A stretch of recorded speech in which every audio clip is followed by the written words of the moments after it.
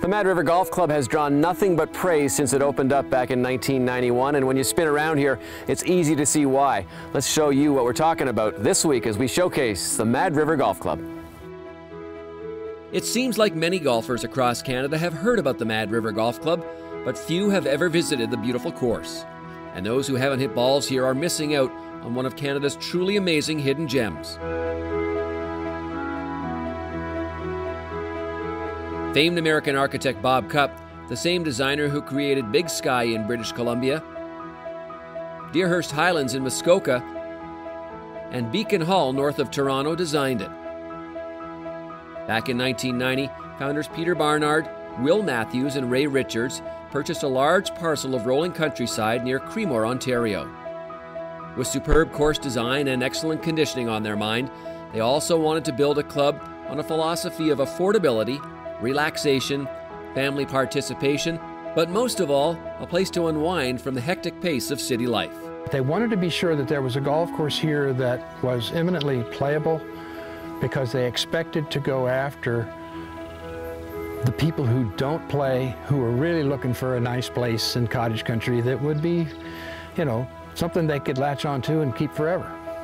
22 years later, Mad River has become synonymous with excellence in the golf industry, and with skilled management, the club has kept annual dues among the lowest of comparable private clubs in the central Ontario region. But it's the course that truly sets the Mad River Club apart from any other in Ontario. The course offers a variety of strategic choices and shot variations that demand finesse, patience, attack, and composure. You'll have to use every club in your bag and every shot in your arsenal to tame the Mad River Golf Club. Half of the 18 greens are elevated, and some are quite small, putting an emphasis on a creative short game. It is designed as a very small green golf course, and you have to be very adept around the green to play well. So the better player has very difficult time scoring well because there's not a lot of birdie holes, where a higher handicapper doesn't hit that many greens in regulation, and it becomes a chipping course for them. The front nine and the back nine are quite similar because they access similar parts of the land. In other words, you don't have a front nine that's all trees or a back nine that's all in the open or whatever. So you have the same experience throughout, but it also has slight differences in topography. You might have a little less elevation change on the front than in the back, but it really isn't enough to make it noticeable. Even famed Canadian architect Doug Carrick, the same man who designed Muskoka Bay Club and Predator Ridge, marvels at Cupp's amazing Mad River design. Mad River is a wonderful golf course. I think it's, you know, considered to be one of the top golf courses in Ontario, if not in the country. Beautiful setting. I mean, it's just ideal for golf. Bob described it as somewhat of a heathlands type of golf course, and it certainly has that feel and character to the property. And I think Bob, you know, made excellent use of the terrain here with uphill, downhill, side hill holes. You know, really created a lot of variety in the golf course, and it keeps your interest from the first hole right through number 18. And it's a fun golf course to play. While the course was lengthened in 2012 and 5 holes were reconstructed in 2013, the new Mad River is just as spectacular now as it's ever been. As is always the case, nothing's ever perfect. And so over the years, as I would come back on a fairly regular basis, and I'd say, well, when are we going to be able to do this or do that? So we've done a few things over the last 20 years, but this most recent version has, in my mind, completed Mad River. The course spans over such a large area that each fairway and green sits in a world of its own. There are numerous parts of beauty. Color, texture, shadow, any number of things. Composition probably is the most meaningful. And good composition in an area where you don't have much terrain is usually only generated either by dunes or trees. And the two are a bit antithetical, even though in Canada you get them both. The Mad River has them both. So that part of it is amazing. It's not that this is the only place where that land exists, but it just seems like when we were looking for property for Mad River, it was not an easy choice. It was not an easy choice.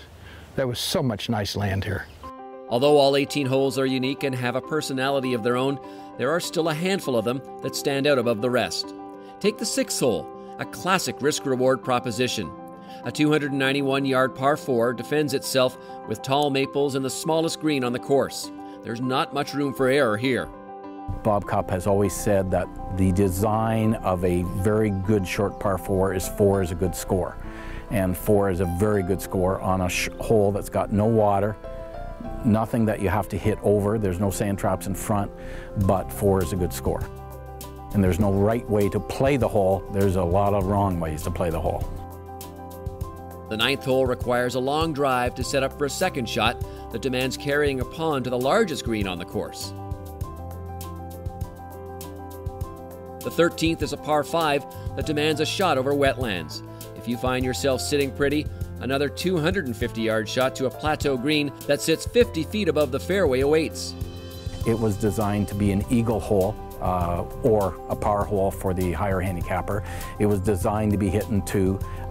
It's one of the most picturesque holes in the fall with the change of colors. The second shot is uphill to a very demanding green area, but it gives you many choices around the green if you can't hit the green in 2. And it becomes a chipping hole then. The 16th is a beautiful par 3 framed by slopes and woods lining the left and back. A shot that ends in the vicinity of a back right pin is a cause for celebration from any tee. The 17th is breathtaking and overwhelming at the same time. Wetlands and deep woods hug the 606-yard par 5 fairway. A large pond on the right is intimidating, but not anywhere as tough as the elevated green that is one of the smallest on the course. Walking away with a 5 on this hole is enough to make any golfer's day. The Mad River Club is a golfer's paradise. Although the clubhouse is quaint, the driving range and practice facilities are perfect for working on your game, and the camaraderie is strong among the membership. It was designed to be a golf course. There is no tennis, there is no pool, it is a golf course.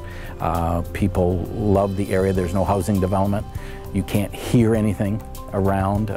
We do have some property that adjacent to the golf course to protect the golf course. This is about a normal day at Mad River, it's quiet. Still, it's the course that sets the Mad River Club apart from any other in Ontario, as this is truly a golf course made for golfers.